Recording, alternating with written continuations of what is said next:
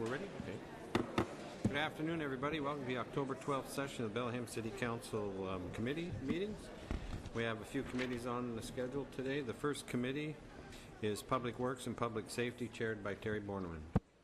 Thank you, Gene. We have 3 items before the committee today. And joining me on the committee is Michael Lilliquist, Roxanne Murphy. The first item that we have before us is a presentation by city staff showing how the new bike box, shared lane markings and green boxes, buffer bike lanes, and bike detector symbols work. Thank you. Good afternoon. Ted Carlson, Public Works Department. As you all know, we've done quite a bit this summer in terms of implementing the Bicycle Master Plan. There's been quite a bit of discussion in the community about some of the new markings that were installed this year. As Terry mentioned, the bike boxes and some of the bike lanes and green paints that were installed throughout the city, but quite a bit of work done on Ohio. And we thought we'd take some time to give a presentation to talk a little bit about why we installed the facilities or the bike markings, the bikeways, how drivers should respond to them, use them, how cyclists use them. So we've prepared a presentation and then would certainly be happy to answer any questions that council may have. So with that, I'm going to turn it over to Kim Brown, and she's going to go through this presentation for you. Kim Brown, excuse me, Public Works Engineering, and thank you for the opportunity to come and talk about the new bikeway markings. They have certainly been a lively topic of discussion in the community. So, what about these new bikeway markings and why are we using them? The new bike markings are directly tied to the vision of our new Bicycle Master Plan, that people of all ages and ability levels will have access to ride on a safe, well-connected network linking all areas of Bellingham.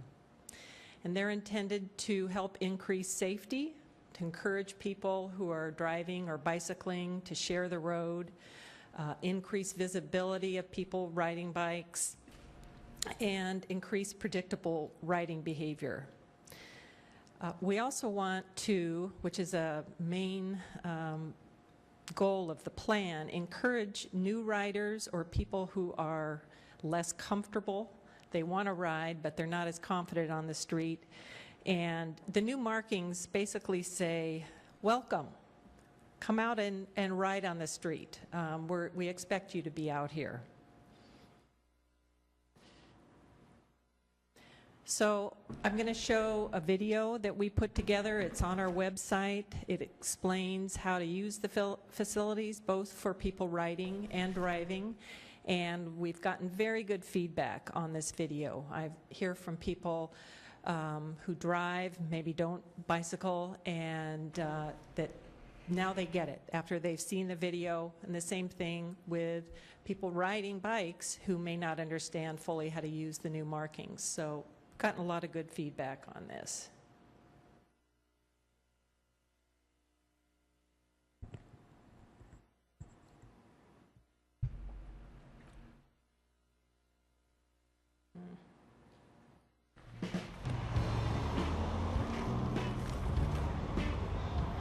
Hi, I'm Colleen Mitchell, Public Works Engineer with the City of Bellingham. The city is working to create a safe, well-connected bicycle network to encourage bicycling by all members of our community.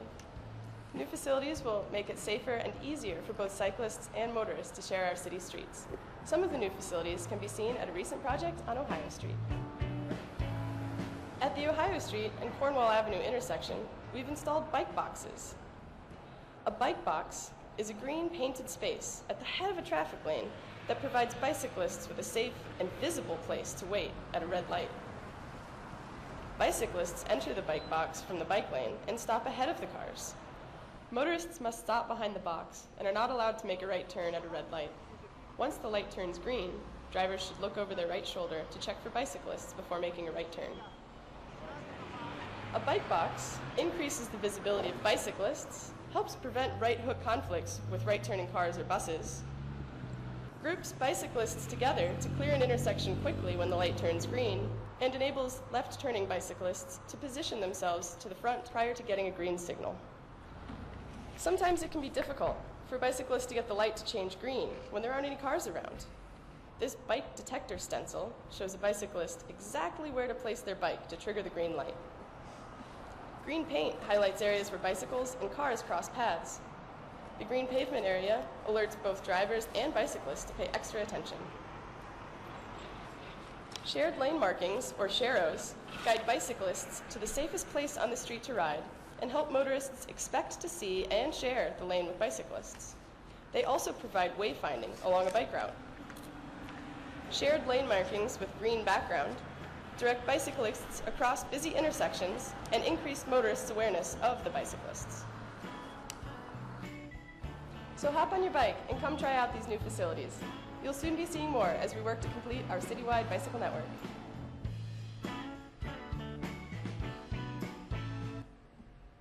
Thank you to our talented Colleen Mitchell for being the host of the video. So I want to go over some common questions that we've been hearing and provide some answers for those. Why green for these markings? Why not Seahawks blue or another color? Green is the only color that's approved by the Federal Highway Administration for bicycle pavement markings. It's also consistent with what other communities are doing across the country. A little tidbit that is kind of amusing, Mitchell was doing a little research on the FHWA decision, and one of the colors they were originally looking at was magenta. So that would be interesting on our streets, but green it is. So why did we choose the Ohio-Cornwall intersection for the new markings? The recent bike lane project on Ohio provided the opportunity for us to use this treatment to minimize the risk of intersection collisions between bicyclists and cars. Are we planning to install the bike boxes at other locations? Yes. As we implement additional projects from the Bike Master Plan, we will evaluate intersections to determine the most appropriate treatment, and you can expect to see a new bike boxes at the Cornwall and Alabama intersection. Okay, the video showed how riders navigate the bike box on a red light. The bikes ride along the bike lane and then get ahead of cars. Cars are stopped behind. But how do you make a left turn on a green light? So there's two ways you can do that. One is how a person riding a bike would navigate without a bike box, is merging over to the left turn lane on the approach to the intersection. Or you can use the new bike boxes for what is we refer to as a two-stage turn. And that's riding straight ahead through the intersection and then stopping in the adjacent bike box, waiting for the light to turn green and then proceeding. Other questions. Do shared lane markings with a green background give people on bikes the right-of-way? No. The rules of the road still apply, and people riding a bike must stop at the stop sign and wait for a gap to cross the street. The markings are intended to provide guidance for people riding bikes, crossing the intersection, and create awareness for motorists to expect people riding across the intersection. Excuse me. So what are the dashed green lines across the Bellingham High School driveway? Dashed green lines indicate areas where there's crossing or merging with bikes and cars, and they alert motorists and bicyclists that there may be cross traffic. The one on the driveway of Bellingham High School is trying to make that a safer location, and when a bicyclist is coming through, a turning car has to yield to the bicyclist. We've also installed them on Northwest Avenue at the intersection of Maplewood and Northwest and Alderwood and Northwest. And those were a result of some very serious bicycle vehicle collisions at those locations. Again, they're calling attention. This is a bike lane going through here. That green paint pops out, and we want that to encourage people driving to keep a lookout. We also get the question, what funds were used to pay for the new markings? And the voter-approved Transportation Benefit District funds that are generated from sales tax revenue.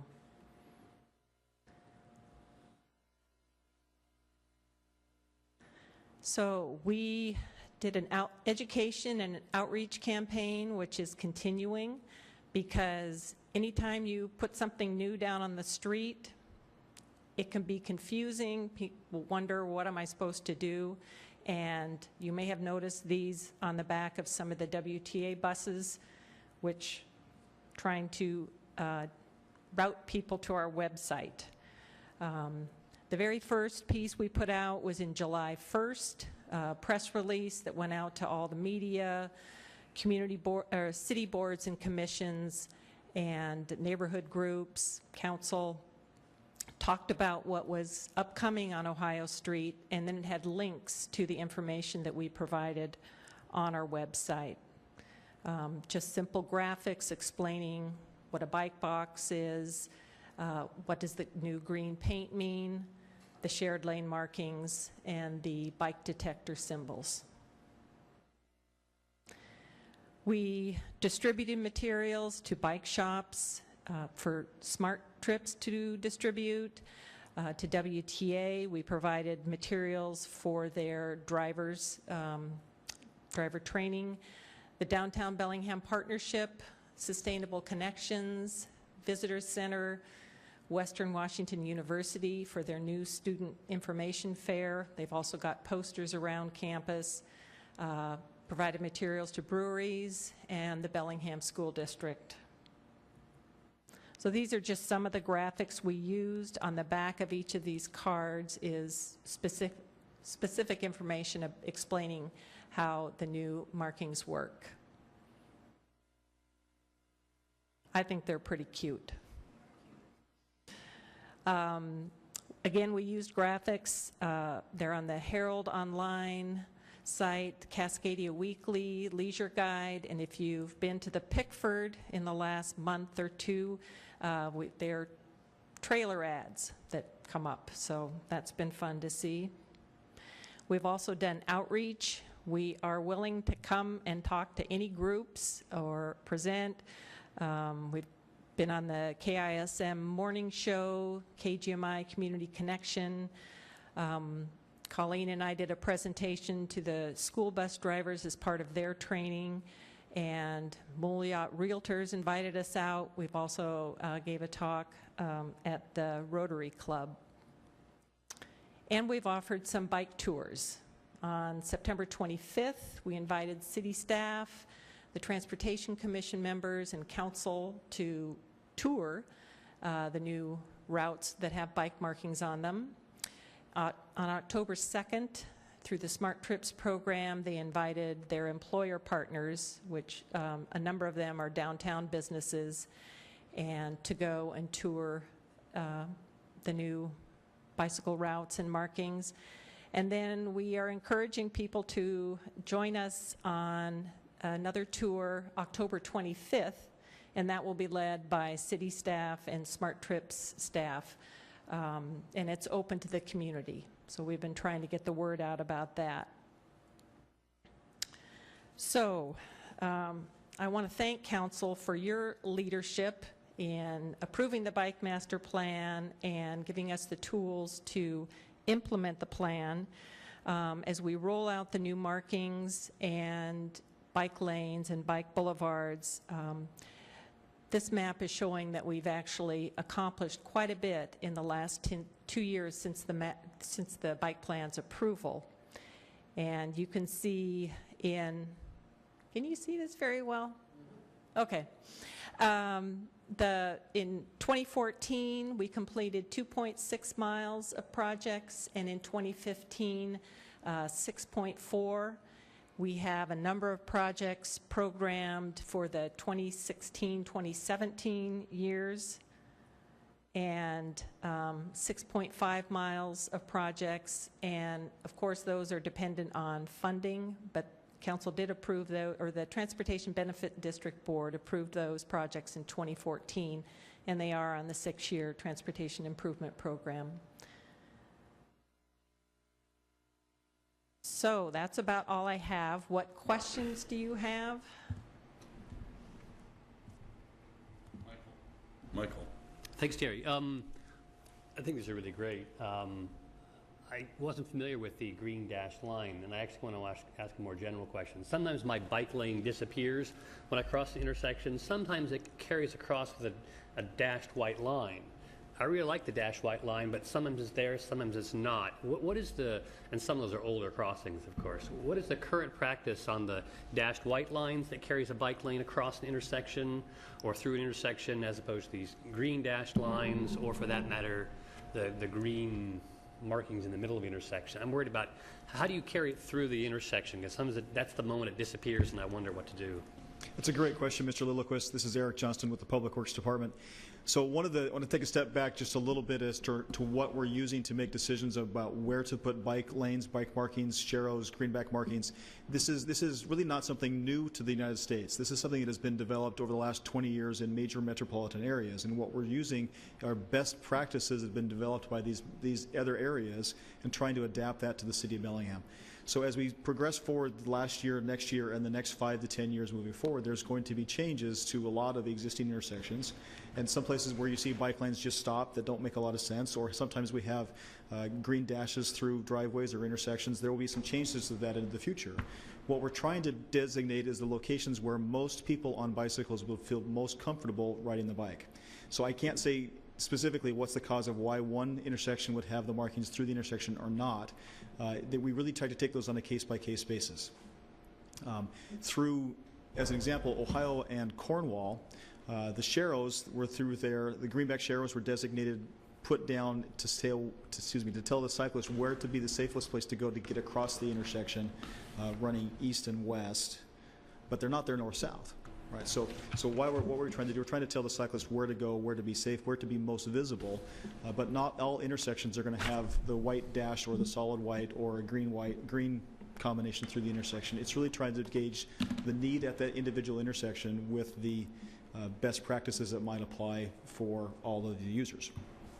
So it's kind of a roundabout way to say I don't have the answer to that question, but we do take it pretty seriously. We are trying to find ways to make the most people, not the racers of the world, the aggressive cyclists or the folks of us like myself would feel very comfortable on a road without any markings, but to capture that core group of people like my children and my wife who would feel more comfortable being on the city street. That's the target audience we're after, not the more aggressive, more comfortable cyclist.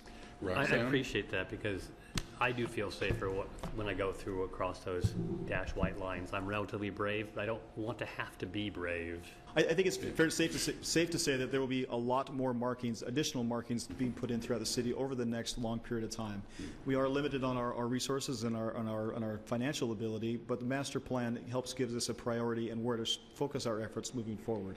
We will always take advantage of an opportunity. So for example, Ohio, Cornwall, or Cornwall, Alabama, when we're doing other major capital projects to take advantage of those opportunities. But certainly we are going to follow the prioritization that was set through the public process with the bicycle master plan. Thanks. Roxanne? Well, I laugh because I am the 5% or the 1% who would go to the front of the line on my bike, even though there wasn't a bike box there before. But I recognize that there's 99 to 95% of riders that we really need to protect. And I also wanted to express appreciation for the plethora of cyclists that have sent us emails thanking us for all of this work. I wish I could thank them all individually, but I'd probably spend the rest of the year doing so. We've gotten so much good feedback. But at the same time, there have also been community members that aren't as enthusiastic about this. And their biggest complaint, I just hope Public Works could address, their feedback is they're worried about the fact that we're spending money on this and that they think that we won't be spending money on potholes, sidewalk improvements, or other street improvements. So I hope Public Works could address that. Yeah, absolutely. Thank you. So Kim mentioned that primarily the bikeway improvements are being funded through the Transportation Benefit District, and more specifically through the 1/3 of total TBD revenue that was dedicated towards non-motorized or is dedicated towards non-motorized transportation improvements. So that includes sidewalks and bicycle lanes and markings like these. For other transportation improvements or routine maintenance, the city certainly has fuel tax revenue. That amounts to about $1.6 million a year. That's the money that the city gets back from the state fuel tax. Even with the recent fuel tax increase passed by the state legislation, our distribution may go up by $200,000 or $300,000 a year. So when we look at 1.6 to maybe $1.9 million in fuel tax money, on a typical year, we'll spend close to $3 million just on resurfacing streets. So all of that fuel tax money is going towards resurfacing streets. On top of that, the general sales tax money is going towards the balance of our transportation needs, which is maintaining the signals, paying for the street lights, repairing potholes, replacing sidewalks. So the money that's dedicated towards bikeway facilities is very specific, dedicated by voter approval for these type of improvements, and certainly confirmed by the Transportation Benefit District Board that 1/3 of that sales tax revenue that's TBD voter approved, which is about $4.5 million a year, is dedicated towards these types of projects. And to do that, we use the Bicycle Master Plan as our guidance on where to spend that money. Thank you. I kind of see the new markings similar to the roundabouts. When we first put in roundabouts, we got a lot of complaints about that until people figured out how they work and how well they work. Now I hear mostly just good things about how well they work, but it takes people a while to get used to something new, learn how it works, and I think that's what we'll see with this. As people get used to them, it'll help with the flow of traffic, and again, they'll say, good job. Gene, did you have a question? No. Okay, I thought. Yeah, I think Jack. Oh, Jack. Okay. Thanks, Terry.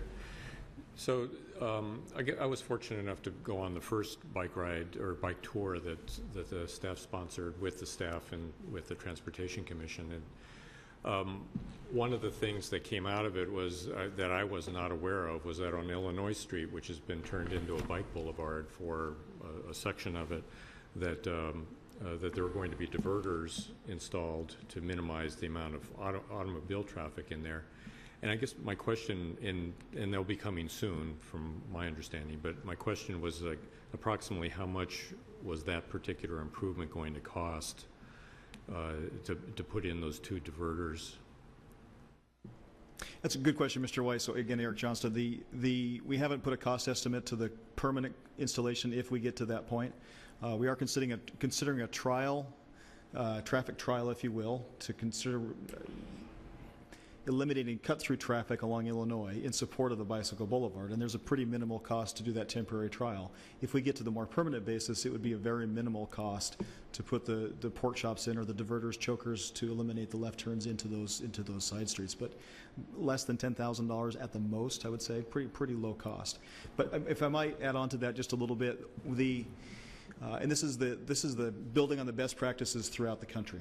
So Illinois Street is a good example as a bicycle boulevard, and the guidance that's provided in what's referred to as the NACTO guide, the NACTO Bikeway Guide, excuse me, is the compilation of experience of many agencies throughout the United States, and they have gone through public processes and come up with what has been acceptable for their community. And typically they shoot for volumes less than 1,500 cars per day at speeds less than 25 miles per hour for bicycle boulevards. And Bellingham's starting on this process right now, looking at Bicycle Boulevard implementation. We need to feel our way through that process and figure out what that balance is between encouraging more comfortable cycling with the needs for neighborhood circulation and for community acceptance about use of our public streets. And so it's a trial that we're trying in Illinois. It's not a permanent installation, but we want to get that feedback both from the cycling community and the neighborhood and the community as a large as to what that balance point is between the needs of neighborhoods, the needs of internal circulation, external circulation, as well as the cycling community as well. So Illinois is a test case, is a trial. The cost to make something like that permanent a year from now, we would take a look at that point, but pretty low cost. Yep.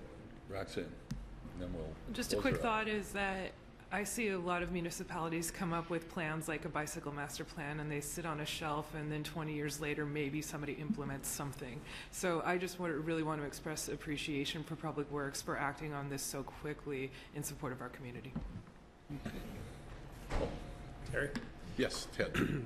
Just, I guess, an advanced notice that we will be coming back at your next council meeting to follow up on this discussion to talk about the pedestrian and bicycle improvements on Alabama. As that project's starting to wrap up, we'll be installing some signals, hawks, we've talked about them before, pedestrian-activated crossings that are new to the community, so we'll start the outreach. We've already done some of that. I think you may have seen an article in the Herald over the weekend, so look forward to that at your next meeting. Great. I imagine there's a lot of people that like that sound of that wrap up on Alabama. Thank you. Okay, seeing nothing else. Well, thank you for the presentation, and we will move on to our next item, which is the Bellingham Fire Department's Recruit Academy, and an update on that. Chief Newbold. Thank you, Terry. Good afternoon. Bill Newbold, Fire Chief. Fire Department is in the middle of a Fire Department Recruit Academy where we have 9 recruits that we recently hired and putting them through a training academy so that they'll be prepared, ready, skilled firefighters to respond out on the trucks. And to give you an overview of that, Captain Eric Postma be here today to share some of the information about the academy. Eric is our drill master, as we call him out there. He came off the line, responding on the trucks, and is now fully assigned to the academy, oversees curriculum development, scheduling, his instructor team, resources, and any personnel issues. So with that, introduce Captain Eric Postma. Thank you, Chief. Captain Eric Postma, Bellingham Fire Department. As Chief mentioned, I'm currently serving as the Recruit Academy Drill Master. With that comes a lot of logistics, training locations, outside instructors, as Chief mentioned, developing curriculum. In addition to myself, there's also 2 other members on my staff. We have Fire Captain Mark Brennan, who oversees the day-to-day operations. He's like a shadow with the recruits. He's almost always with them, evaluating them, giving them feedback. It's a challenging academy. Both Captain Brennan and myself have the philosophy of helping our recruits fail forward so they can learn from their mistakes and become better. Third person of the staff is firefighter Jesse Ireland, and he acts as a peer and a mentor for our 9 recruits. The academy itself is 12 weeks long. We meet all the Firefighter 1 and Firefighter 2 requirements to finish the academy. In addition to, we go above and beyond, and we also have them perform specific Bellingham procedures and skills.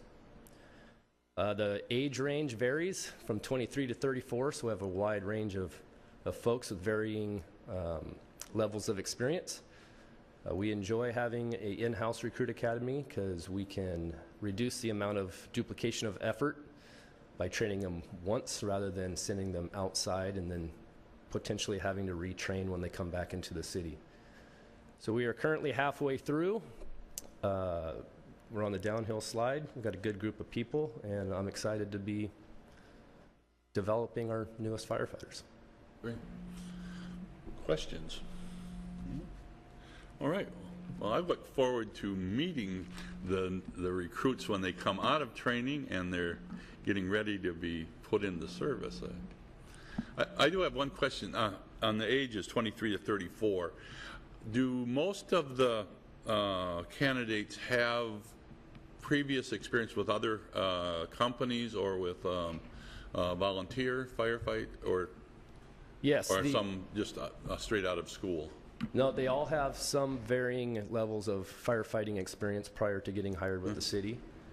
Some of them were with career departments, others were long-term volunteer firefighters.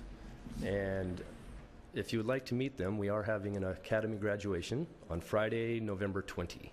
Location to be determined. November 20. 20, okay. Yeah.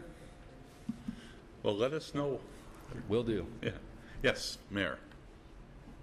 Well, I had the pleasure last week of going out and watching some of the training, which was very impressive, and also shaking the hands of all the recruits, and I'll tell you, they look pretty happy to be there, even in the rain, and even calling around all their gear and running up and whatever they do.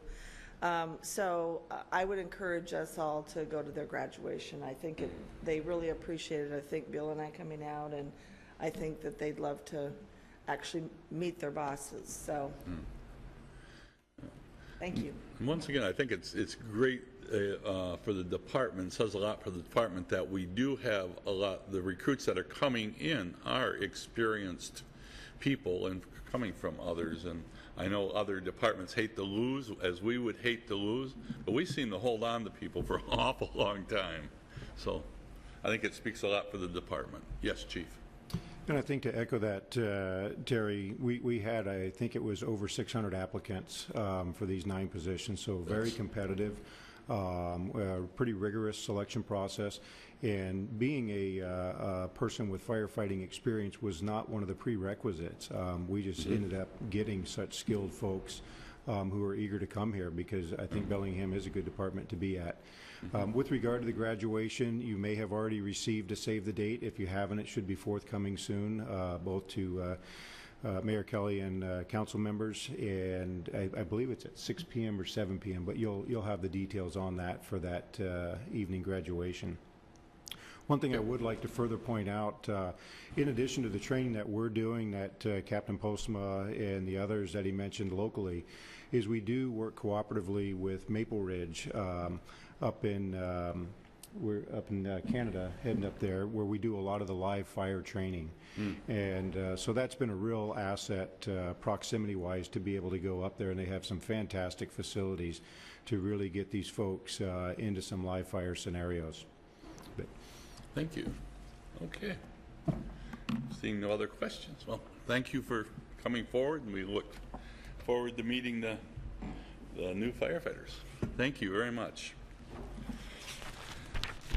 This brings us to our last item, which is the bid award for City Hall accessibility renovations. Ted, take it away. Good afternoon, Ted Carlson, Public Works Department. A couple of years ago, the city was part of an audit of City Hall. It was tied to some of the federal housing money that the city receives, where there's a process to ensure that facilities that the city has public meetings in and provides public assistance as part of the funding meet all current ADA, American Disabilities Act requirements. It's actually conducted under a section of the Civil Rights Act. Needless to say, there were a few minor items that were identified at City Hall that needed to be slightly modified, so the city moved forward with preparing bid specs to go out and have that work done. Things like adding some handrails, raising some call buttons, or putting call buttons for the elevator at the appropriate height. Generally fairly minor modifications, but in all it added up to a significant amount of work at City Hall. Before council today is a bid award request for City Council to approve this bid award to Tiger Construction to complete these necessary improvements at City Hall. There is funding in the facilities fund for these type of improvements, and staff recommends council award bid to the lowest responsive and responsible bidder. Looking at this is the only bid listed in here. Is that the only bid we got? It was the only bid we got. We actually contacted several of the contractors in town, put the word out for this work, tried to get some interest in the work. At the end of the day, we received only one bid. It is slightly higher than the Yeah. engineer's estimate. We had Not slightly, discussion. real. Yeah, That's we huge. had quite a bit of discussion internally about should we go back out, but given the work that staff did to try to get interest in the project, our recommendation is to move forward at this time. Roxanne? I just hope that's a nice sign that maybe the other contractors are really busy right now. So what I would like to do is move that we award the bid for the City Hall accessibility renovations to Tiger Construction. Okay, Michael? I'm glad we're doing these upgrades. Just a very, very small question. It says handrail upgrades in council chambers. Just today, someone was playing with a wobbly railing over there. They're beautiful wooden railings. Are they just going to be raised up or something? Are they too low for standards? Or do you know what the issue is here, other Yeah. than wobbly? Yeah, I'm not sure. There are some handrails throughout City Hall that are at the wrong elevation. I'm not sure if that's the case with the one in City Hall, although I know there are some modifications that were needed. Our facilities department went through the building with the inspectors and identified all the deficiencies. Those were then put into the bid spec. So although I don't know the specifics of this one, I can certainly find that out. Thanks. Well, I will vote for it. I do have some real problems with how much they're charging for knowing the kind of work that needs to be done. It just strikes me as something that's hard for me to vote for. But given that you couldn't find anybody else, and this is what they said they need, I will vote for it. But I think we're being taken on this one. It's certainly true that the cost is much higher than was anticipated. I think Ms. Murphy has this about right, that we are seeing an uptick in what the cost of doing projects is, that the cycle as the economy went down, our prices, we saw the benefit of that in terms of public projects. Now as the economy is picking up, particularly in the construction industry, what we're seeing is compression on the number of bidders, and the prices are accordingly going up. Okay, I know this is something that needs to be done, so. Okay, we have a motion before us. All those in favor of the motion, answer aye. Aye. Aye. Okay, it's the end of